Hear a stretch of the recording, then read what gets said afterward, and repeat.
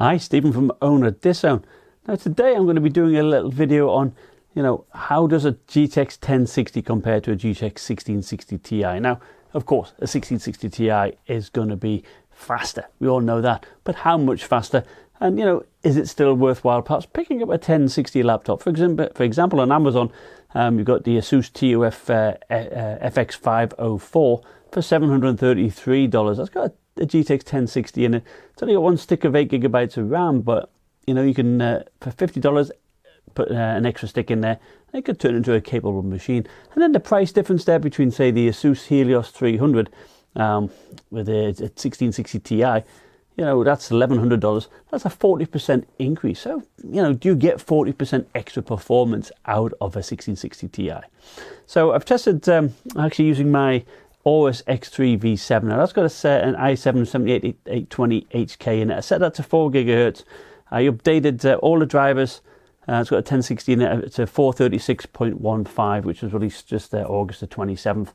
And for the 1660 Ti, I redid my testing on the Lenovo Y540, again using that same driver, 436.15.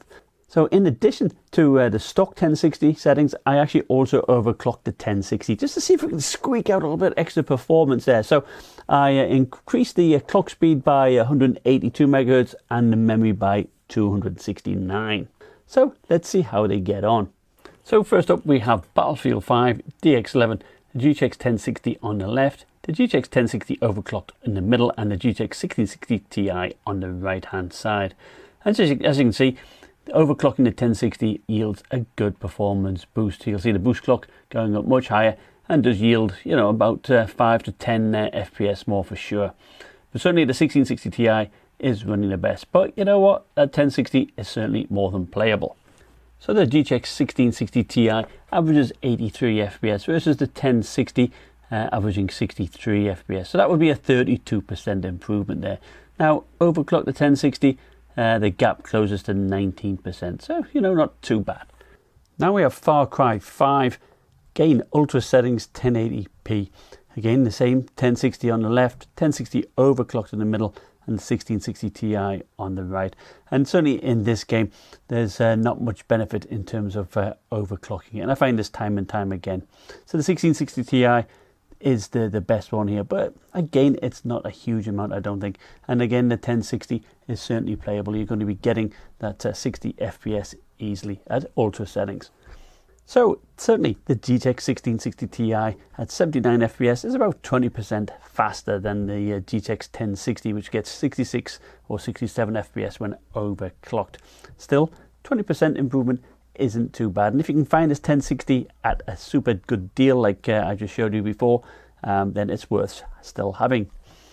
So Overwatch epic settings 1080p multiplayer, full multiplayer game here. So we've got the 1060 on the left, the 1660 Ti on the right, and the 1060 overclock in the center.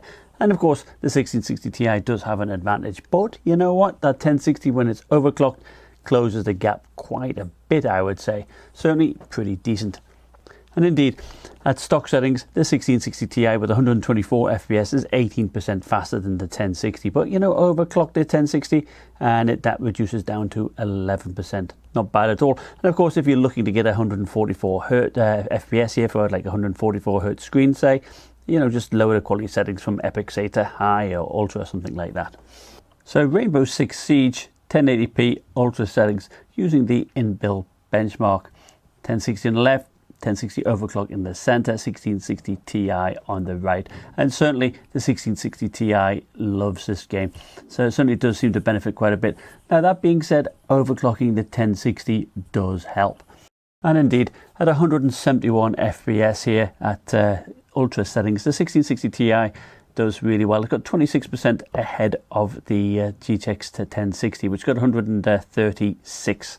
But overclocking that 1060 did close the gap somewhat, reducing it down to 17%. So, but still 146 FPS is pretty decent and fits, a 144 hertz panel pretty well. Finally, we have Shadow of the Tomb Raider DX12, highest settings 1080p. And as you can see, it's a tough game to actually play and get decent frame rates, to be honest. Even the 1660 Ti is struggling to break the 70 FPS mark here. So, you know, the 1060, of course, is going to struggle to get, you know, above 60 FPS, even when overclocked, to be fair. So you may want lower quality settings. So the 1660 Ti is a good 26% ahead of the GTX 1060. But still, that's, you know, it only makes it up to 68 FPS at the higher settings. The 1060 being at 54. Overclocking in the 1060 does help a little bit, closing the gap to 17%. So averaging all the 5 games I tested with the GTX 1660 Ti there in green, the GTX 1060 stock in blue, and in orange the 1060 overclocked, you'll see that the 1060 Ti averages about 24% faster than the GTX 1060. So I would say that, you know, let's say that if you can find a 1060 laptop that's 30% cheaper than a 1660 Ti one, so for example around about $770, then it may be worth you know, buying for sure. Now, of course, if you're happy with overclocking the GPU, then that is just gravy, icing on the cake, I would say. So that would certainly make it worthwhile then.